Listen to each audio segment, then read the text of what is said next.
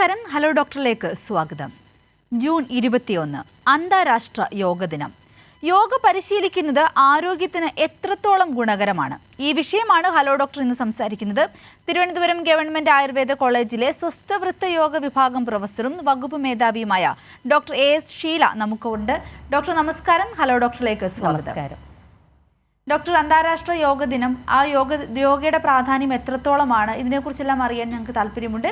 പ്രേക്ഷകരെയും hello ഡോക്ടറിലേക്ക് സ്വാഗതം ചെയ്യുന്നു. താഴെ കാണുന്ന നമ്പറിൽ ഈ വിഷയത്തിലുള്ള സംശയങ്ങളുമായി നിങ്ങൾക്ക് ഹലോ ഡോക്ടറിലേക്ക് വിളിക്കാം. ഡോക്ടർ, എന്താണ് ഈ യോഗ ദിനത്തിൻ്റെ സന്ദേശം? ഇന്ന് അന്താരാഷ്ട്ര യോഗ ദിനം. ഇന്നത്തെ സന്ദേശം എന്ന് പറയുന്നത് yoga for self and society, അതായത് വ്യക്തിപരമായ ആരോഗ്യം, അതുവഴി സാമൂഹിക ആരോഗ്യം, സമൂഹത്തിൻ്റെ ആരോഗ്യം എന്നതാണ് ലക്ഷ്യമിടുന്നത്.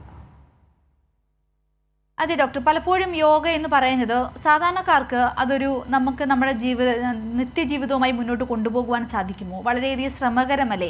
അത്തരത്തിലുള്ള സംശയങ്ങളൊക്കെ തോന്നാം. എങ്ങനെയാണ് നമുക്ക് യോഗയെ നമ്മുടെ നിത്യജീവിതവുമായി മുന്നോട്ട് കൊണ്ടുപോകാൻ സാധിക്കുന്നത്? എത്രത്തോളം അത് നമുക്ക് ഗുണകരമാകും? അതെ, അതായത് ആൾക്കാർക്ക് ആദ്യം ഒരു സംശയം ഉണ്ടായിരുന്നു, ഇത് യോഗിമാർക്കുള്ളതല്ലേ, അല്ലെങ്കിൽ ഈ വക വ്യായാമ മുറകളൊക്കെ നമുക്ക് പറ്റുമോ എന്നൊരു രീതി പണ്ടുണ്ടായിരുന്നു. പക്ഷേ അത് മാറിക്കഴിഞ്ഞു.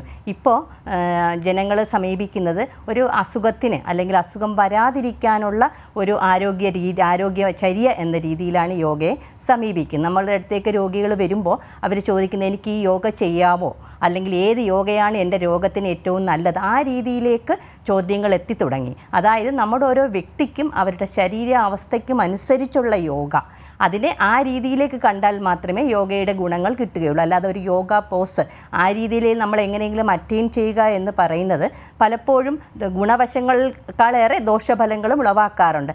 ആ ഒരു ബോധം ഇപ്പോൾ പൊതുജനങ്ങൾക്കുണ്ട്.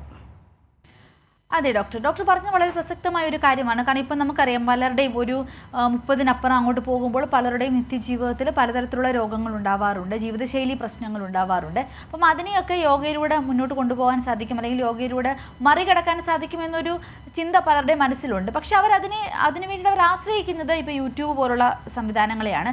അത്തരത്തിലുള്ള യോഗ പരിശീലനങ്ങൾ എത്രത്തോളം നല്ലതാണ്? എന്താണ് അവിടെ നമ്മൾ ശ്രദ്ധിക്കേണ്ട കാര്യങ്ങൾ? ജീവിതശൈലി രോഗങ്ങൾ കൂടി വരുന്നു. അതായത് 30 വയസ്സെത്തുമ്പോൾ തന്നെ പൊണ്ണത്തടി, പ്രമേഹം, ബ്ലഡ് പ്രഷറിൽ വേരിയേഷൻസ് വരുന്നു, അമിതമായി കൊളസ്ട്രോൾ വരുന്നു, അങ്ങനെ പല കൂടാതെ മസ്കുലോസ്കെലിറ്റൽ, നമ്മുടെ ശരീരത്തിലെ പേശിവേദന, അസ്ഥിവേദന മുതലായ കണ്ടീഷൻസും വരുന്നുണ്ട്. അപ്പോൾ പെട്ടെന്ന് യോഗ എന്ന് പറയുന്നത് ആൾക്കാർക്ക് വെയിറ്റ് കുറയ്ക്കാമോ, എൻ്റെ വയറ് കുറയ്ക്കാമോ എന്നുള്ള ചിന്തകളാണ് വരുന്നത്. അതിനായിട്ട് യൂട്യൂബിൽ പലതരം വീഡിയോകളും കാണാറുണ്ട്. അപ്പോൾ അത് ചെയ്യുക വഴി നമ്മൾ ഉദ്ദേശിക്കുന്ന ഒരു ഫലത്തിലേക്ക് എത്തില്ല എന്നുള്ളതാണ് ഉറപ്പ്. ചിലപ്പോൾ നമുക്കത് ബുദ്ധിമുട്ടായും വരാം. കാരണം എന്തെന്ന് വെച്ചാൽ, ഒരു വ്യക്തിയുടെ വണ്ണം അല്ലെങ്കിൽ ശരീരത്തിൻ്റെ ഭാരം അതിൻ്റെ വ്യായാമത്തെ മാത്രമല്ല, നമ്മളെടുക്കുന്ന ആഹാരം, നമ്മുടെ ജീവിത സാഹചര്യം, അങ്ങനെ പല കാര്യങ്ങളുമായി ബന്ധപ്പെട്ടിരിക്കുന്നു. അതിനോടൊപ്പം ഇപ്പോൾ ഒരു ഓഫീസ് വർക്കർ ഉണ്ടാവാം, ഒരു കായികാധ്വാനിയാകാം, അങ്ങനെ പല രീതിയിലുള്ള ജോലികൾ ചെയ്യുന്ന ആൾക്കാരാണ് സമൂഹത്തിലുള്ള.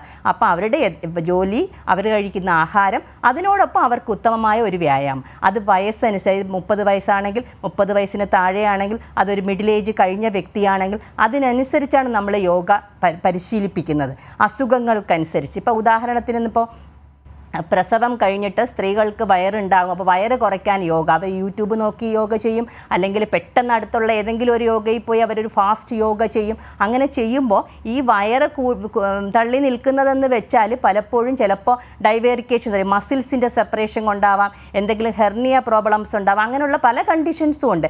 അതൊന്നും ഇല്ല എന്ന് ഉറപ്പുവരുത്തി പടിപടിയായിട്ട് മാത്രമേ അവർക്ക് യോഗാസനം ശീലിക്കാൻ പറ്റുകയുള്ളൂ. അതിന് നമ്മളൊരു തെറാപ്യൂട്ടിക് വിധത്തിലാണ് നമ്മൾ കൊടുക്കാറ്. ഇല്ലാതെ നമ്മൾ പെട്ടെന്ന് യോഗ കണ്ട് ഈ യോഗ കണ്ടാൽ നമുക്ക് വണ്ണം കുറയ്ക്കാൻ പറ്റൂ, ഈ യോഗ കണ്ടാൽ നമുക്ക് വയറ് കുറയ്ക്കാൻ പറ്റൂ, അങ്ങനെയുള്ള ചിന്തകൾ തെറ്റാണ്. പലപ്പോഴും അതുവഴി യുട്രൈൻ പ്രൊലാപ്സ് പോലുള്ള കണ്ടീഷൻസ് നമ്മുടെ മുന്നിൽ വരാറുണ്ട്. അതുപോലെ ചെറിയ ഹെർണിയയുടെ കണ്ടീഷൻസ് കാണും, അവരറിയില്ല, അവർ യോഗ ചെയ്യും അല്ലെങ്കിൽ ഫാസ്റ്റായിട്ടുള്ള എക്സസൈസ് ചെയ്യും, അതുവഴി അതിൻ്റെ ബുദ്ധിമുട്ടുകൾ ഉണ്ടാകാറുണ്ട്. അതുപോലെ നടുവേദനയ്ക്ക് യോഗ, അതിനുള്ള വീഡിയോസ് കിട്ടും, അത് നോക്കിയിട്ട് അവർ ചെയ്യും. പക്ഷേ ഒരു പക്ഷേ നടുവേദനയുടെ ഏത് അവസ്ഥയിലാണ് യോഗ ചെയ്യേണ്ടത്, ഏത് രീതിയിലാണ് ചെയ്യേണ്ടത് ചെയ്യേണ്ടതെന്ന് അവർ നോക്കില്ല. അവർ ആ വീഡിയോ നോക്കി അതുപോലെ പരിശീലിപ്പിക്കുന്നുണ്ടാവും. അങ്ങനെ പല ഘടകങ്ങളും നമുക്ക് ബുദ്ധിമുട്ടായി വരാറുണ്ട്. പക്ഷേ ഉത്തമമായ രീതിയിൽ ഓരോ വ്യക്തിക്ക് അനുസൃതമായിട്ടുള്ള വ്യായാമ മുറയാണെങ്കിൽ അത് നമുക്ക് ജീവിതശൈലി രോഗങ്ങളെ പ്രിവെൻറ്റ് ചെയ്യാൻ പറ്റും. അഥവാ രോഗം വന്നു കഴിഞ്ഞാൽ അതിൻ്റെ ക്യൂർ അതിനെ സഹായിക്കും. അതുപോലെ നമുക്ക് അസുഖം വന്നൊരു കോംപ്ലിക്കേഷൻ സ്റ്റേജിൽ പോലും നമുക്കതിന് ഫലങ്ങൾ കണ്ടു കിട്ടാറുണ്ട്. അപ്പോൾ അതിൻ്റെ ഉദ്ദേശമെന്ന് പറയുന്നത് വ്യക്തമായ രീതിയിൽ ഫലപ്രദമായ രീതിയിൽ നമ്മൾ യോഗ അല്ലെങ്കിൽ ഒരു വ്യായാമം ഉപയോഗിക്കുക എന്നുള്ളതാണ്. ഇപ്പോൾ പ്രാചീന ഭാരതത്തിലാണെങ്കിൽ അന്ന് യന്ത്രവൽകൃത യുഗമൊന്നുമല്ല, എല്ലാവരും കായികാധ്വാനികളായിരുന്നു. എന്നിട്ട് പോലും ഇങ്ങനെ ഒരു ആരോഗ്യചര്യയെ അവർ അനുഷ്ഠിച്ചിരുന്നു. അതാണ് നമുക്ക് കിട്ടിയ ഒരു വരം. അപ്പോൾ അത് വെറും ഒരു വ്യായാമത്തിൻ്റെ ഫലം മാത്രമല്ല. അതായത് ഇപ്പം നമ്മൾ ഒരു ടൈപ്പ് റൈറ്റർ, ഇപ്പോൾ കൈകളായിരിക്കും ഏറ്റവും കൂടുതൽ വർക്ക് ചെയ്യുന്നത്.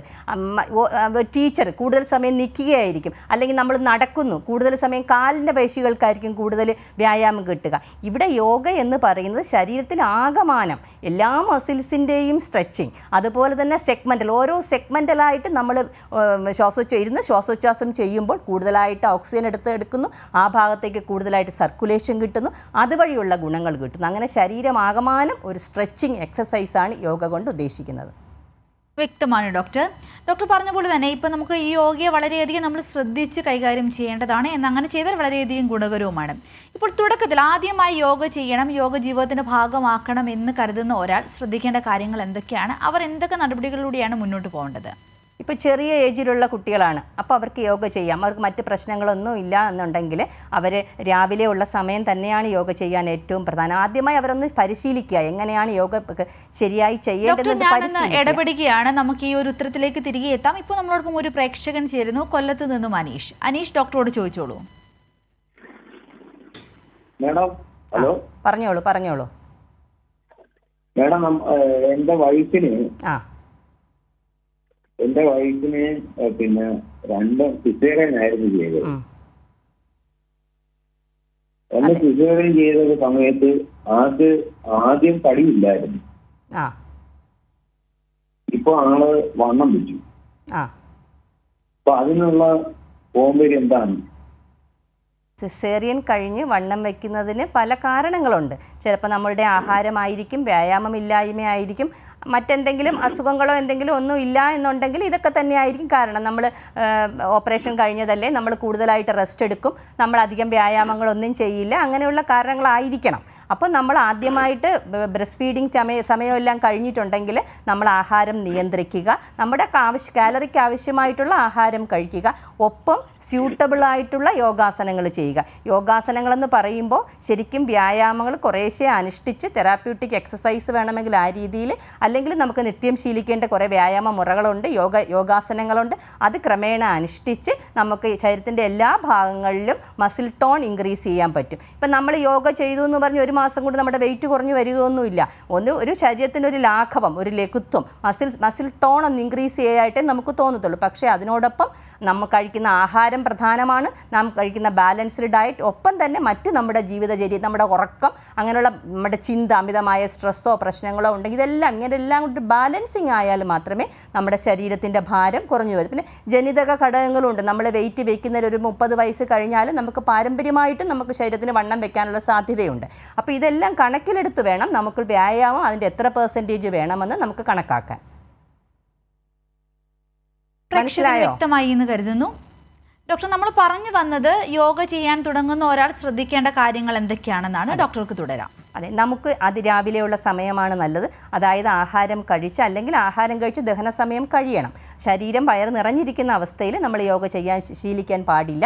നല്ല എറേഷനുള്ള ഒരു റൂം എടുക്കുക, ശാന്തമായിട്ട്. മറ്റ് എക്സസൈസിനെ അപേക്ഷിച്ചുള്ള ഒരു പ്രത്യേകത എന്ന് പറയുന്നത്, നമുക്കിപ്പോൾ നടക്കുമ്പോൾ നമുക്ക് പാട്ട് പാടിക്കൊണ്ട് നടക്കാം, പാട്ട് കേട്ടുകൊണ്ട് നടക്കാം, നമുക്ക് സംസാരിച്ചുകൊണ്ട് നടക്കാം. പക്ഷേ യോഗ ചെയ്യുമ്പോൾ നമ്മൾ പ്രത്യേക ശ്വസന ക്രമീകരണങ്ങളുണ്ട്. നമ്മളെ ശ്രദ്ധ അങ്ങോട്ടും ഇങ്ങോട്ടും പോയാൽ അത് തെറ്റിപ്പോവും.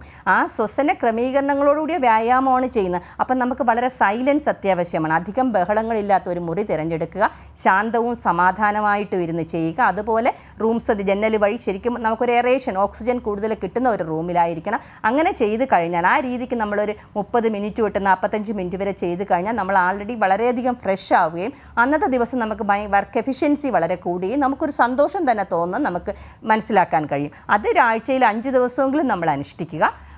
പ്രത്യേകിച്ചും സ്ത്രീകൾ പീരിയഡ്സ് ഒക്കെ ഉള്ള സമയത്ത് നമ്മളത് ചെയ്യാൻ പറയുന്നില്ല. അതുപോലെ മറ്റെന്തെങ്കിലും അസുഖങ്ങളുണ്ടെങ്കിൽ, പനിയോ മറ്റെന്തെങ്കിലും ശരീരവേദന അങ്ങനെ എന്തെങ്കിലും അസുഖങ്ങളുണ്ടെങ്കിലും അത് ഒഴിവാക്കേണ്ടതാണ്. അതല്ല മറ്റ് വലിയ എന്തെങ്കിലും ആരോഗ്യ പ്രശ്നങ്ങളുണ്ടെങ്കിൽ ഡോക്ടറോട് ചോദിച്ച ശേഷം മാത്രമേ അത് ചെയ്യാവൂ. ഇതൊരു ജീവിതചര്യ പോലെ എല്ലാ ദിവസവും അരമണിക്കൂർ അല്ലെങ്കിൽ 40 മിനിറ്റ് നമുക്ക് യോഗ ചെയ്യാവുന്നതാണ്. അതല്ലാതെ ഇപ്പോൾ രാവിലെ സമയമില്ല, നമുക്ക് രാവിലെ ഓഫീസിൽ പോവേണ്ട തിരക്കാണെന്നുണ്ടെങ്കിൽ മറ്റു സമയങ്ങളും ആശ്രയിക്കാം. പക്ഷെ നമ്മൾ ശ്രദ്ധിക്കേണ്ട കാര്യം ഭക്ഷണം കഴിച്ച ഉടനെ ചെയ്യാൻ പാടില്ല. ആഹാരത്തിൻ്റെ ദഹന സമയം കഴിഞ്ഞിരിക്കണം. അതുപോലെ തന്നെ ലൂസായിട്ടുള്ള വസ്ത്രങ്ങൾ ധരിക്കണം. വളരെ ഇറുകി പിടിച്ച പാൻസും ഡ്രസ്സും ഇട്ടുകൊണ്ട് നമ്മൾ ചെയ്യരുത്. നമുക്കതൊന്നും ഒരു ബുദ്ധിമുട്ടുണ്ടാക്കരുത്. ഇപ്പോൾ യോഗാസനം എന്ന് പറയുന്നത് സ്ഥിരം സുഖമാസനം. എങ്ങനെയാണ് സുഖമായിട്ട് യോഗ ചെയ്യുക എന്നാണ് നമ്മൾ നോക്കേണ്ടത്. നമുക്ക് രാത്രി സമയവും തിരഞ്ഞെടുക്കുന്നതിന് പ്രശ്നങ്ങളൊന്നുമില്ല. നമുക്ക് എപ്പോഴാണ് ഫ്രീ ടൈം കിട്ടുന്ന ആ രീതി ചെയ്യാം. പക്ഷേ നമ്മൾ മലമൂത്ര വിസർജനങ്ങൾ ചെയ്തിരിക്കണം. അങ്ങനെ നമുക്കൊരു വേഗധാരണം ചെയ്തുകൊണ്ട് നമുക്ക് യോഗ ചെയ്യാൻ പാടില്ല. നമ്മൾ വളരെ ഫ്രീ ആയിട്ട് കംഫർട്ടായിട്ട് വളരെ സൈലൻസ് ആയിട്ടുള്ള സ്ഥലത്ത് നമുക്ക് യോഗ ചെയ്യാവുന്നതാണ്. രാവിലെ ചെയ്യുന്നതാണ് ഉത്തമം. അതല്ലെങ്കിൽ നമുക്ക് ഇഷ്ടമുള്ള ഇടവേളകളിൽ നമുക്ക് ചെയ്യാം. ഓക്കെ ഡോക്ടർ, വ്യക്തമാണ്. ഇപ്പം നമ്മളോടൊപ്പം മറ്റൊരു പ്രേക്ഷകൻ ചേരുകയാണ്, കണ്ണൂരിൽ നിന്നും രവീന്ദ്രൻ. രവീന്ദ്രൻ, ഡോക്ടറോട് ചോദിച്ചോളൂ. Hello doctor. ഹലോ. ഹലോ, പറഞ്ഞോളൂ. നടുവേദനക്ക് നമ്മൾ എന്ത് യോഗ ചെയ്യാം? അതായത് ഇതെപ്പോഴും ചോദിക്കുന്ന ഒരു ചോദ്യമാണ്, നടുവേദനയ്ക്ക് എന്താണ് യോഗ എന്നുള്ളത്. നടുവേദന പല കാരണങ്ങൾ കൊണ്ട് കണ്ടുവരാം. ഡിസ്കിന് പ്രശ്നമുണ്ടെങ്കിൽ വരാം, മസിൽ സ്പാസം കൊണ്ടുവരാം, അതല്ലെങ്കിൽ ചിലപ്പോൾ നടുവിൻ്റെ വളവ് കർവേച്ചർ പ്രത്യേകിച്ചുള്ള പ്രശ്നങ്ങൾ കൊണ്ടുവരാം.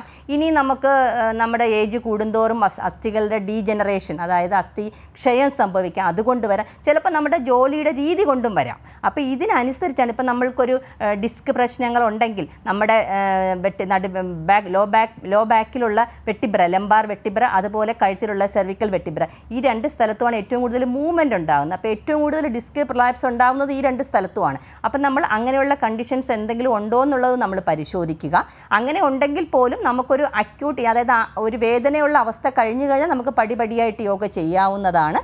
അതുപോലെ മറ്റെന്തെങ്കിലും അവസ്ഥകളുണ്ട്. ഇപ്പോൾ വളവ്, സ്കോളിയോസിസ് എന്ന് പറയും, അല്ലെങ്കിൽ ഫോർവേഡ് ബെൻഡിങ്, അങ്ങനെയുള്ള അവസ്ഥകൾ, നട്ടലിന് വളവ് എന്തെങ്കിലും ഉണ്ടോ, ഇതെല്ലാം നോക്കിയിട്ടാണ് നമ്മൾ യോഗ പറയുന്നത്. ക്രമേണ നമ്മൾ ചെയ്യുന്നത് നമ്മൾ ഭുജംഗാസനം എന്ന് പറയും. അങ്ങനെ പല പ്രോൺ പൊസിഷനിലെ യോഗാസനാസ് ഉണ്ട്, നിന്നുകൊണ്ടുള്ള യോഗയുണ്ട്, ഇരുന്നു കൊണ്ടുള്ള യോഗ. അങ്ങനെ ഞാൻ പേര് പറഞ്ഞാൽ നിങ്ങൾക്ക് മനസ്സിലാവുമെന്ന് എനിക്കറിയില്ല. നമുക്ക് യോഗ ചെയ്യുന്നത് വളരെ നല്ലതാണ്. പക്ഷേ ഈ ഒരു കണ്ടീഷൻസ് നമ്മൾ മനസ്സിലാക്കുക. ഇതിൻ്റെ ഒരു അക്യൂട്ട് കണ്ടീഷൻ, അതായത് വേദനയുള്ള സമയത്ത് നമ്മൾ ഈ യോഗകളൊന്നും ചെയ്യാറില്ല. അത് കഴിഞ്ഞിട്ടാണ് നമ്മൾ ചെയ്യാറ്. ഈവൻ ഡിസ്കിൻ്റെ പ്രൊലാപ്സ് കേസിൽ പോലും നമ്മൾ ചെയ്യാറുണ്ട്. അത് ആദ്യത്തെ അവസ്ഥകളെല്ലാം കഴിഞ്ഞ് വേദനയെല്ലാം മാറിയ അവസ്ഥയിൽ പടിപടിയായിട്ട് യോഗാസനങ്ങളിലേക്ക് കൊണ്ടുപോകുന്നുണ്ട്. അത് വളരെയധികം ഫലം കാണുകയും ചെയ്യുന്നുണ്ട്. പ്രേക്ഷകന് വ്യക്തമായി എന്ന് കരുതുന്നു. ഡോക്ടർ, നമ്മൾ പറഞ്ഞു വന്നത് യോഗ നമ്മുടെ ശാരീരിക പ്രശ്നങ്ങൾക്ക് അല്ലെങ്കിൽ നമ്മുടെ രോഗാവസ്ഥകൾക്ക് എത്രയധികം സഹായകരമാകുമെന്നാണ് പറഞ്ഞു വന്നത്. അതുപോലെ തന്നെ ഇന്നത്തെ നമ്മുടെ ഒരു ജീവിതശൈലിയിൽ മാനസികമായി ഉണ്ടാകുന്ന സമ്മർദ്ദങ്ങൾ വളരെ വലുതാണ്. ഇത്തരത്തിലുള്ള മാനസിക ആരോഗ്യ സംരക്ഷണത്തിന് യോഗ എത്രത്തോളം നമുക്ക് സഹായകരമാണ്? വാക്ക് തന്നെ ശരീരവും മനസ്സും തമ്മിലുള്ള സന്തുലനാവസ്ഥ എന്നാണ് കാണിക്കുന്നത്. അതായത് നമുക്കറിയാം, സ്ട്രെസ്സാണ് അസുഖങ്ങൾക്കെല്ലാം ഒരു പരിധിവരെ കാരണം. അസുഖങ്ങൾ വരുന്നതിനും വർദ്ധിക്കുന്നതിനും ഒക്കെ. ഇപ്പോൾ സ്ട്രെസ് ഇല്ലാത്ത സമയമില്ല, എല്ലാവർക്കും സ്ട്രെസ്സാണ്. കാര്യങ്ങളില്ലെങ്കിൽ നമ്മൾ ചെറിയ കാര്യങ്ങൾ ഉണ്ടാക്കി സ്ട്രെസ് ഉണ്ടാക്കും. അപ്പോൾ സ്ട്രെസ്സ് നിന്ന് മാറുക, അതായത് മാനസിക സമ്മർദ്ദം കുറയ്ക്കുക, അതിന് ഏറ്റവും പ്രധാനമാണ് യോഗ. ഒപ്പം തന്നെ ശ്വസന വ്യായാമങ്ങളും. യോഗയെന്ന് പറയുമ്പോൾ ഞാൻ പറഞ്ഞു, ശ്വാസോച്ഛ്വാസ ക്രമീകരണത്തോടു കൂടിയ വ്യായാമ മുറകളാണ്. അപ്പം നമ്മൾ അനുഷ്ഠിക്കുന്ന അത്രയും സമയം തന്നെ നമ്മൾ മറ്റൊന്നും ആലോചിക്കത്തില്ല. നമുക്കറിയാം, നമ്മളൊരു സെക്കൻഡ് പോലും നമ്മൾ മനസ്സ് കോൺസെൻട്രേറ്റ് ചെയ്യും. നമുക്ക് പല പല ഐഡിയാസാണ്. പ്രത്യേകിച്ചും കുട്ടികളെയൊക്കെ ഒരു അല്പസമയം പോലും കോൺസെൻട്രേറ്റ് ചെയ്തിരുത്താൻ നമുക്ക് ഭയങ്കര ബുദ്ധിമുട്ടാണ്.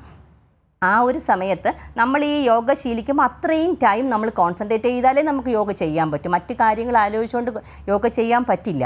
അപ്പം നമ്മൾ ഈ യോഗ ചെയ്യുന്ന ഈ വ്യായാമങ്ങൾ ചെയ്യുന്നതിനോടൊപ്പം തന്നെ ശ്വസന വ്യായാമങ്ങൾ കൊടുക്കാറുണ്ട്. അതായത് സിമ്പിൾ ബ്രീത്തിങ് മുതൽ നമ്മൾ മറ്റ് പ്രാണായാമത്തിൻ്റെ മറ്റ് പല വകഭേദങ്ങളും കൊടുക്കാറുണ്ട്. അതിൽ ആദ്യത്തെ തന്നെ നാഡീശുദ്ധി പ്രാണായാമം എന്ന് പറയും, alternate nostril breathing, simple breathing ആണ്.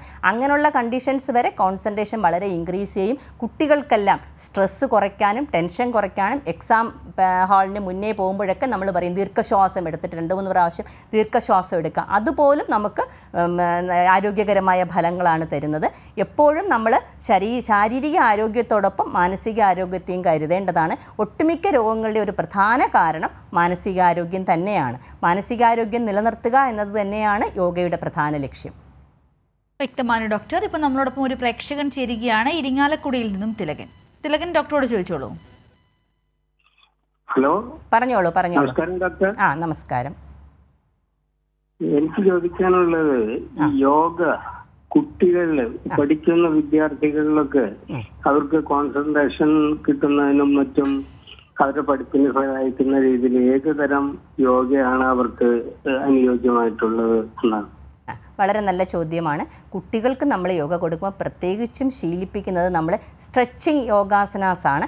അതായത് ശ്വാസോച്ഛ്വാസത്തിനോടൊപ്പം അവർ സാധാരണ രീതിയിൽ നമ്മൾ ചെയ്യുന്ന യോഗ പോസൊക്കെ അവരുടൻ തന്നെ കരണം മറിഞ്ഞൊക്കെ ചെയ്യും. പക്ഷേ അങ്ങനല്ല, വളരെ ഗ്രാജുവലി വളരെ പതിയെ നമ്മൾ സ്ട്രെച്ചിങ് യോഗാസനാസ് എന്ന് പറയും. അതായത് ശ്വാസം അകത്തേക്ക് എടുക്കുമ്പോൾ ശരീരഭാഗങ്ങൾ പ്രത്യേക രീതിയിൽ ചലിപ്പിക്കുന്നു, അതിനോടൊപ്പമുള്ള ചലനത്തോടൊപ്പമുള്ള ശ്വസന വ്യായാമം. അങ്ങനെ എടുക്കുമ്പോൾ അവർക്കൊരു കാംനെസ് ഫീൽ ചെയ്യുന്നു, അവർക്കൊരു കോൺസെൻട്രേഷൻ കൂട്ടുന്നു, അതുപോലെ മെമ്മറി ഇൻക്രീസ് ചെയ്യുന്നു. ഇങ്ങനെയുള്ള മാനസിക ഘടകങ്ങൾ അല്ലെങ്കിൽ നമ്മൾ ഈ ചെയ്യുന്ന യോഗ തന്നെ നമുക്ക് നമ്മുടെ പേശിയിൽ നിന്ന് ഉൽപ്പാദിപ്പിക്കപ്പെടുന്ന കെമിക്കലുകൾ ബ്രെയിനെ ഉത്തേജിപ്പിക്കുന്നതായിട്ട് പഠനം കണ്ടുവരുന്നുണ്ട്. അപ്പോൾ അങ്ങനെ നമ്മുടെ മെമ്മറി കൂട്ടാനും ബ്രെയിൻ്റെ എഫിഷ്യൻസി കൂട്ടാനും വളരെ സഹായിക്കുന്നു. നമ്മൾ കുട്ടികളുടെ അടുത്ത് ഒരു അല്പനേരം കണ്ണടച്ച് നമ്മുടെ ശ്വാസോച്ഛ്വാസത്തിൽ ശ്രദ്ധിക്കുക എന്ന് പറഞ്ഞാൽ തന്നെ അവർക്ക് ഇരിക്കാൻ ബുദ്ധിമുട്ട്. നമ്മളങ്ങനെ ഇരുത്താറുണ്ട് കുട്ടികളെ. അങ്ങനെ ഇരിക്കുമ്പോൾ തന്നെ അവർക്കൊരു സ്വയം മെൻ്റൽ ബൂസ്റ്റിംഗ് ഉണ്ടാകാറുണ്ട്. കുട്ടികളത് പറയാറുണ്ട്. പരീക്ഷ എഴുതുന്നതിന് മുന്നേയൊക്കെ നമ്മൾ കുട്ടികളോട് പറയും, നിങ്ങൾ ദീർഘശ്വാസം ചെയ്യുക. നമ്മൾ ചെറിയ ശ്വസന ലഘുവ്യായാമങ്ങളാണ് അത് പറഞ്ഞു കൊടുക്കാറുണ്ട്. അവരത് ചെയ്ത് കഴിയുമ്പോൾ അവർക്ക് ആ ടെൻഷൻ റിലീവായി എന്ന് കണ്ടിട്ടുണ്ട്. അത് ഏറ്റവും നല്ലതാണ്. കുട്ടികൾ ശരിക്കും പുറത്ത് പോയി കളിക്കും. അതിനോടൊപ്പം ഈ ചെറിയ സ്ട്രെച്ചിങ് യോഗാസനാസ്, അതായത് ബ്രീത്തിങ്ങോട് എളുപ്പമുള്ള സ്ട്രെച്ചിങ് യോഗാസനാസ്, അതൊരു ഡോക്ടറെ ഒരു യോഗ പരിശീലകനെ പോയി കണ്ടു കഴിഞ്ഞാൽ നമുക്ക് കൃത്യമായിട്ട് കുട്ടികൾക്ക് 1-2 ദിവസം കൊണ്ട് മനസ്സിലാക്കാവുന്നതേ ഉള്ളൂ. അത് മനസ്സിലാക്കി കഴിഞ്ഞാൽ കുട്ടികളുടെ പഠനത്തെ വളരെയധികം സഹായിക്കും. പിന്നീട് നമ്മൾ യോഗയുടെ ഒരു പ്രധാന ഗുണം പറയുന്നത് നമ്മുടെ ഇമോഷൻസിനെ കൺട്രോൾ ചെയ്യാൻ. അതായത് ഇപ്പോൾ ഒരു പ്രമേഹമുള്ള വ്യക്തിക്ക് അറിയാം എനിക്ക് മധുരം കഴിച്ചുകൂടാന്നുള്ളത്. പക്ഷേ മധുരം കാണുമ്പോൾ അയാളത് മറന്നു പോകുന്നു, അയാളത് കഴിക്കുന്നു. അറിയാഞ്ഞിട്ടല്ല, നമുക്ക് നമ്മുടെ ഇമോഷൻസ് കൺട്രോൾ ചെയ്യാൻ പറ്റുന്നില്ല, നമ്മുടെ മനസ്സിനെ പിടിച്ചു നിർത്താൻ പറ്റുന്നില്ല. അങ്ങനെയൊക്കെയുള്ള അവസ്ഥകളിൽ നമുക്ക് യോഗ വ്യായാമങ്ങൾ വളരെയധികം നമ്മുടെ മൈൻഡിൻ്റെ കൺട്രോളിന് വളരെയധികം സഹായിക്കുന്നു. അത് 1 ദിവസമോ 2 ദിവസമോ ചെയ്തുകൊണ്ട് ആയിട്ടില്ല, നമ്മൾ പതിവായി ശീലിക്കുക. അപ്പം നമ്മൾ സ്വയം ശാന്തമാവുകയും നമ്മളെ ഇമോഷൻസ്, മാനസിക സമ്മർദ്ദം കുറയുകയും ചെയ്യും. കുട്ടികൾക്കാണെങ്കിൽ അവരുടെ വർക്ക് എഫിഷ്യൻസി വളരെയധികം കൂട്ടാൻ സഹായിക്കുന്നു. വ്യക്തമാണെന്ന് കരുതുന്നു. ഡോക്ടർ, സാധാരണ വ്യായാമവും യോഗയും തമ്മിലുള്ള വ്യത്യാസം, പലരും എക്സസൈസ് ചെയ്യുന്നവരാണ്, പക്ഷെ അവരെ പോയി വരിക്കും യോഗ ചെയ്യേണ്ട ആവശ്യമുണ്ടോ? ഞങ്ങൾ എക്സസൈസ് ചെയ്യുന്നുണ്ടല്ലോ, ഇത് രണ്ടും കൂടെ ചെയ്യേണ്ട ആവശ്യമുണ്ടോ? അതെ, അതായത് ഇപ്പോൾ എറോബിക് എക്സസൈസ് ഉണ്ട്, അനറോബിക് എക്സസൈസസ് ഉണ്ട്. അതായത് നമ്മൾ വെയിറ്റ് ലിഫ്റ്റിംഗ് പോലുള്ള എക്സസൈസസ് ഉണ്ട്. അവിടെ നമ്മൾ നടക്കുമ്പോൾ നമ്മുടെ കാലുകൾക്കാണ് ഏറ്റവും കൂടുതൽ വ്യായാമം തോന്നുന്നത്. മറ്റ് ശരീരാവയവങ്ങൾ വയറിൻ്റെ ഭാഗത്തുനിന്നും വളരെയധികം മസിൽസുകളിന് വളരെയധികം ചലനം സംഭവിക്കുന്നില്ല. നമ്മുടെ ഫ്ലെക്സിബിൾ, ഒരു രോഗി എൻ്റെ അടുത്ത് വന്നിട്ട് പറഞ്ഞത്, എനിക്ക് തറയിൽ നിന്നൊരു പേന എടുക്കാൻ പറ്റും. അവർക്ക് പ്രത്യേകിച്ച് നടുവേദന ഒന്നുമില്ല, പക്ഷേ തറയിൽ നിന്നൊരു പേന എടുക്കാൻ പറ്റില്ല. പക്ഷേ എന്താണ് കാരണം? ഞാൻ കുനിഞ്ഞൊന്നും ചെയ്യാറില്ല, കസേരയിൽ ഇരിക്കാറ് മാത്രമേ ഉള്ളൂ. മറ്റ് ജോലികളെല്ലാം നിന്നുകൊണ്ട് ചെയ്യുന്നതിന് എനിക്ക് യാതൊരു പ്രയാസവുമില്ല. അപ്പോൾ ഫ്ലെക്സിബിലിറ്റി ഒരു പ്രധാനമാണ്. നമ്മുടെ ബോഡി പാർട്സ്, അതായത് നമ്മുടെ ശരീരത്തിൽ 200-ലധികം അസ്ഥികൾ, 600-ലധികം മാംസപേശികൾ, 64 ലക്ഷം കോടി കോശങ്ങളുണ്ട്. ഇതെല്ലാം കൂടെ ചേർന്നാണ് നമ്മുടെ ശരീരം എന്ന് പറയുന്നത്. അപ്പോൾ എല്ലായിടത്തും സർക്കുലേഷൻ, ന്യൂട്രീഷൻ എത്തണം, അതിന് ബ്ലഡ് എത്തണം, അതിൽ നിന്ന് വിസർജ്യ വസ്തുക്കളെ ശേഖരിച്ചുകൊണ്ട് പോവുകയും വേണം. അപ്പോൾ അതിന് ഓക്സിജൻ കിട്ടണം, ന്യൂട്രിയൻസ് കിട്ടണം. ഇതിനു വേണ്ടി നമ്മൾ സ്ട്രെച്ചിങ് എക്സസൈസ്, അതായത് ഈ ഓരോ ഭാഗം സ്ട്രെച്ച് ചെയ്യുന്നു, അല്ലെങ്കിൽ സെഗ്മെൻ്റൽ യോഗ, നമ്മൾ ഏതെങ്കിലും ഒരു ഭാഗം നന്നായിട്ട് ഫ്ലെക്സ് ചെയ്യുന്നു, നിവരുന്നു. നമ്മൾ ഫോർവേഡ് ബെൻഡിങ് ആയിട്ടുള്ള മുന്നോട്ട് മടങ്ങുന്ന ഒരു എക്സസൈസ് കൊടുക്കുമ്പോൾ നമ്മൾ ബാലൻസിക്കായിട്ട് ബാക്ക്വേർഡ് ബെൻഡിങ്ങും കൊടുക്കും. ആ രീതിയിൽ സമതുലിതമായി സന്തുലനാവസ്ഥയിൽ ശരീരം മൊത്തം ഒരു ഫ്ലെക്സിബിൾ കിട്ടുന്നു, ഒപ്പം തന്നെ സ്ട്രെച്ചിങ് കിട്ടുന്നു. ഞാൻ നേരത്തെ പറഞ്ഞു കഴിഞ്ഞു, ഈ മസിൽ സ്ട്രെച്ചിങ് മൂലം നമ്മുടെ ഹോർമോൺസിനെ നിയന്ത്രിക്കാനും ഒപ്പം ബ്രെയിനിനെ ഉത്തേജനം ചെയ്യാനും കഴിയുമെന്നുള്ള പഠനങ്ങൾ തെളിയിക്കുന്നു. നമുക്ക് നമ്മുടെ ഹോർമോൺ പലപ്പോഴും പല അസുഖങ്ങൾക്കും ഹോർമോണിൻ്റെ അപര്യാപ്തതയാണ്, അല്ലെങ്കിൽ അതിയായി ഹോർമോൺ ഉണ്ടാകുന്നതാണ് പ്രശ്നമുണ്ടാകുന്നത്. അതിൻ്റെ ഒരു സന്തുലനാവസ്ഥയ്ക്ക് യോഗ വളരെയധികം പ്രദാനം ചെയ്യുന്നു. ഈ സ്ട്രെച്ചിങ് എക്സസൈസ് ഏത് പ്രായത്തിലും ആകാം. നമ്മളിത് ചെയ്തുകൊണ്ടിരുന്നാൽ നമുക്ക് 70-ലും 80-ലും ഒക്കെ വളരെ നന്നായിട്ട് ബോഡി ഫ്ലെക്സിബിൾ ആകുന്ന കണ്ടിട്ടുണ്ട്. പക്ഷേ ഇതും ജനിതകപരമായി പാരമ്പര്യമായിട്ട് വ്യത്യാസമുണ്ട്. ചിലർക്ക് ഫോർവേഡ് ബെൻഡിങ് എന്ന ഒരു എക്സസൈസിൻ്റെ ആവശ്യമില്ല, ചിലർക്ക് ബാക്ക്വേർഡ് ബെൻഡിങ് അതുപോലെ പറ്റും. പക്ഷേ നമ്മൾ ക്രമാനുഗതമായി ഫോർവേഡ് ബെൻഡിങ്, ബാക്ക്വേർഡ് ബെൻഡിങ്, അങ്ങനെ നമ്മൾ സൈഡ് വൈസ് ബെൻഡിങ്, ഓരോ മസിൽസിൻ്റെയും സ്ട്രെച്ചിങ്, ഇതനുസരിച്ചാണ് അവർ പണ്ട് കാലത്ത് യോഗാസനങ്ങൾ ചിട്ടപ്പെടുത്തിയിരിക്കുന്നത്. അത് നമ്മൾ ശീലിക്കുകയാണെന്നുണ്ടെങ്കിൽ വളരെയധികം ഫലം, ആരോഗ്യപരമായ ഫലം നമുക്ക് ലഭിക്കാവുന്നതാണ്. അപ്പം നമ്മൾ നടക്കാൻ പോകുന്ന ആൾ യോഗ ചെയ്യേണ്ടതുണ്ടോയെന്ന് വെച്ചാൽ അരമണിക്കൂർ നടക്കുന്നുണ്ട് ദോഷമില്ല. പക്ഷേ യോഗ ചെയ്താൽ അതിനേക്കാളും ഗുണമായിരിക്കും നമുക്ക് ലഭിക്കുന്നത്. പലപ്പോഴും നമുക്ക് മുട്ടിന് തേയ്മാനമുള്ള ഒരാളിന് നടക്കാൻ പറ്റില്ല. അപ്പോൾ ആ ഒരു അവസ്ഥയിലേക്ക് നമുക്ക് നിന്നുകൊണ്ടും ഇരുന്നുകൊണ്ടും കിടന്നുകൊണ്ടുമുള്ള യോഗാസനങ്ങൾ വളരെയധികം ഫലം ചെയ്യും. അതുപോലെ അമിത വണ്ണമുള്ള ഒരാൾ കൂടുതലായിട്ട് 1 മണിക്കൂർ നടന്നു കഴിഞ്ഞാൽ ഈ കണ്ടിന്യൂസ് ആയിട്ടുള്ള നടപ്പ് കൊണ്ട് മുട്ടിന് തേയ്മാനം സംഭവിക്കാം. അപ്പോൾ ആ സമയത്തും എല്ലാം നമുക്ക് യോഗാസനങ്ങൾ വളരെയധികം പ്രയോജനം ചെയ്യാറുണ്ട്. വ്യക്തമാണ് ഡോക്ടർ. നമ്മളോടൊപ്പം മറ്റൊരു പ്രേക്ഷകൻ ചേരുകയാണ് കൊല്ലത്ത് നിന്നും. ഡോക്ടറോട് ചോദിച്ചോളൂ. ഹലോ. ഹലോ, ചോദിച്ചോളൂ. ഹലോ. കേൾക്കാം. ഡോക്ടർ, ഈ യോഗ ഇന്ന് അന്താരാഷ്ട്ര യോഗ ദിനമാണല്ലോ. അതെ. ഈ നമ്മുടെ നാട്ടിൽ പ്രാദേശികമായിട്ട് യോഗയാത്ര നമ്മുടെ ഒരു പ്രാദേശികമായിട്ട് നമുക്ക് ഇങ്ങോട്ട് വന്നിട്ടില്ല ഇതുവരെ. യോഗയെ കുറിച്ച് ആളുകൾക്കുള്ള അജ്ഞത ഒരുപാട് നിലനിൽപ്പുണ്ട്. അതുപോലെ തന്നെ ഈ ജീവിതശൈലി രോഗങ്ങളുമായി ബന്ധപ്പെട്ട് പ്രമേഹം, ഷുഗർ, അതുപോലെ തന്നെ കൊളസ്ട്രോള്, ഉറക്കക്കുറവ്, ജീവിതശൈലി രോഗങ്ങളുമായിട്ട് ബന്ധപ്പെട്ട് ഈ യോഗ എത്രമാത്രം ഗുണം ചെയ്യും? അതെ, വളരെ നല്ല ചോദ്യമാണ്. ജീവിതശൈലി രോഗങ്ങൾ വരാതിരിക്കാനും വന്നു കഴിഞ്ഞാൽ പോലെ അതിനെ നിയന്ത്രിക്കാനും ഈ വ്യായാമം വളരെ ഉത്തമമാണ്. അതായത് നമ്മൾ ആഹാരം കഴിക്കുന്നു, നമ്മൾ എക്സസൈസ് കുറയും, നമ്മുടെ വ്യായാമം കുറവാണ്, നമ്മൾ എടുക്കുന്ന ആഹാരത്തിൻ്റെ കാലറി കൂടുതലാണ്, അത് ബ്ലഡിൽ അടിഞ്ഞുകൂടുന്നു. പക്ഷേ അതിനോടൊരു കാര്യമുണ്ട്, നമ്മുടെ കോശങ്ങൾ കൃത്യമായിട്ട് അത് സ്വീകരിക്കുന്നില്ല. അങ്ങനെ വരുമ്പോൾ നമ്മൾ ആഹാരം കഴിക്കുന്നു, നമ്മൾ വണ്ണം വെക്കുന്നു, പക്ഷേ നമുക്ക് ശരീരബലമില്ല, നമുക്ക് മസിൽസിന് ബലമില്ല, നമുക്ക് ക്ഷീണമാണ്, അങ്ങനെയുള്ള പ്രശ്നങ്ങളുണ്ടാകുന്നു. അതുപോലെ കൊഴുപ്പ് കോശം വലിച്ചെടുക്കുന്നില്ല, ശരീരത്തിൽ ബ്ലഡിൽ കൊഴുപ്പിൻ്റെ അംശം കൂടുന്നു. അങ്ങനെയാണ് നമുക്ക് അസുഖങ്ങൾ ഉണ്ടാകുന്നത്. അപ്പം നമ്മൾ കൊഴുപ്പിനെ കുറയ്ക്കാനുള്ള മരുന്ന് കഴിച്ചു എന്ന് വെച്ച് ശരീരത്തിൻ്റെ കോശങ്ങളിലേക്ക് കൊഴുപ്പ് കിട്ടുന്നില്ല. ഫാറ്റ് ആവശ്യമാണ്, ഫാറ്റും കാർബോഹൈഡ്രേറ്റും പ്രോട്ടീനും എല്ലാം ഓരോ സെല്ലിനും ആവശ്യമാണ്. പക്ഷേ കോശങ്ങളിലകത്തേക്ക് അത് പോകുന്നില്ല. അങ്ങനെ അത് ചിലപ്പോൾ ഹോർമോൺ പ്രശ്നമാകാം, നമ്മുടെ വ്യായാമക്കുറവാകാം, അങ്ങനെ പല കാരണങ്ങൾ കൊണ്ടും ആവാം. പക്ഷേ അതിലൊക്കെ നമ്മൾ ഈ വ്യായാമം ചെയ്യുമ്പോൾ മെറ്റബോളിസം, ടിഷ്യൂ മെറ്റബോളിസം, രൂപ അപചയ പ്രവർത്തനങ്ങൾ കൂടുകയും കോശങ്ങളിലേക്ക് രക്തം കൂടുതൽ എത്തുകയും ഓക്സിജൻ എത്തുകയും ഈ വക പോഷക വസ്തുക്കൾ കോശം സ്വീകരിക്കും. അതുപോലെ തന്നെ ഒരു വേസ്റ്റ് പ്രൊഡക്ട്സിൻ്റെ ഒരു സ്റ്റോർ ഹൗസും കൂടാണ് നമ്മുടെ ശരീരകോശങ്ങൾ. അതിൽ നിന്ന് അത് പുറന്തള്ളപ്പെട വഴി കോശങ്ങൾക്ക് റീജുവനേഷൻ കിട്ടുന്നു. അത് ക്രമേണ ചെയ്യുക, അല്ലാതെ ഒരു ദിവസം കൊണ്ടോ ഒരു മാസം കൊണ്ടോ കിട്ടുന്ന അതൊരു ജീവിത ശരിയാക്കുക, ഒരു ശീലമാക്കുക. അങ്ങനെ വന്നു കഴിഞ്ഞാൽ നമുക്ക് പ്രമേഹത്തെ നിയന്ത്രിക്കാൻ പറ്റും, മറ്റ് ജീവിതശൈലി രോഗങ്ങളെയൊക്കെ നിയന്ത്രിക്കാനും. പക്ഷേ അതിനോടൊപ്പം നമ്മളൊന്നറിയണം, ബാലൻസ്ഡ് ഡയറ്റ് ഇമ്പോർട്ടൻ്റ് ആണ്. നമ്മൾ എന്താണ് കഴിക്കേണ്ടത് എന്നുകൂടി വ്യക്തമാക്കണം. അതായത് പലപ്പോഴും നമ്മൾ പറയും ഞാൻ ഗോതമ്പ് കഴിക്കുന്നുണ്ടെന്ന് പറയും. നമ്മൾ ചോദിക്കുമ്പോൾ അവർ ഗോതമ്പിൻ്റെ അളവ് ഒരു കുറ്റി ഗോതമ്പ് പുട്ടും പഴവും പപ്പടവും ആയാൽ അതിന് പകരം ഒരു അല്പം ചോറ് കഴിച്ചുകൂടിയെന്ന് ഞങ്ങൾ ചോദിക്കും. അപ്പോൾ ഗോതമ്പ് കൊണ്ടല്ല, നമ്മൾ എങ്ങനെയാണ് കാർബോഹൈഡ്രേറ്റ്, പ്രോട്ടീൻ, വെജിറ്റബിൾ ബാലൻസ് ഉണ്ടാക്കുന്നത്, അതനുസരിച്ചാണ് നമുക്ക് ആദ്യത്തെ ഒരു ഘടകം അവിടെയാണ് ഇരിക്കുന്നത്. അതിനോടൊപ്പം നമുക്ക് ഉചിതമായ വ്യായാമങ്ങളും വേണം. അപ്പോൾ ആഹാരം ശ്രദ്ധിക്കുക, വ്യായാമം ശ്രദ്ധിക്കുക, നന്നായി ഉറങ്ങുക, സ്ട്രെസ് ഒഴിവാക്കുക. ഇത്രയും ഘടകങ്ങൾ ഒത്തുചേർന്നാൽ മാത്രമേ നമുക്ക് ജീവിതശൈലി രോഗങ്ങളെ പ്രിവെൻറ്റ് ചെയ്യാൻ പറ്റൂ. നമുക്ക് യോഗ ചെയ്യുമ്പോൾ വളരെയധികം വിശപ്പ്, ചിലപ്പോൾ ആൾക്കാർ പറഞ്ഞു എനിക്ക് ഭയങ്കര വിശപ്പാണെന്ന് പറയും. ആ വിശപ്പ് ഉള്ളതുകൊണ്ട് നമ്മൾ കൂടുതൽ ആഹാരം കഴിച്ചാൽ നമുക്കിതിൽ നിന്ന് ഗുണമൊന്നും കിട്ടാനില്ല. അപ്പം നമ്മൾ ഇതിൻ്റെ എല്ലാം ഒരു ബാലൻസിങ് സ്റ്റേറ്റാണ് നമുക്ക് ആരോഗ്യത്തെ സംരക്ഷിക്കുക, ജീവിതശൈലി രോഗങ്ങളെ നിയന്ത്രിക്കുക, വരാതിരിക്കാനും നിയന്ത്രിക്കുന്നതിന്. പലപ്പോഴും അവിടെ വരുന്ന അനാസ്ഥയാണ് മറ്റു പല രോഗങ്ങളിലേക്കും വഴിതെളിക്കുന്നത്. ഇത് ആൾക്കാർക്ക് അറിയാമെങ്കിൽ പോലും ഇതിനെ ഒന്ന് പിന്തുടരാൻ പലപ്പോഴും മടി കാണിക്കാറുണ്ട്.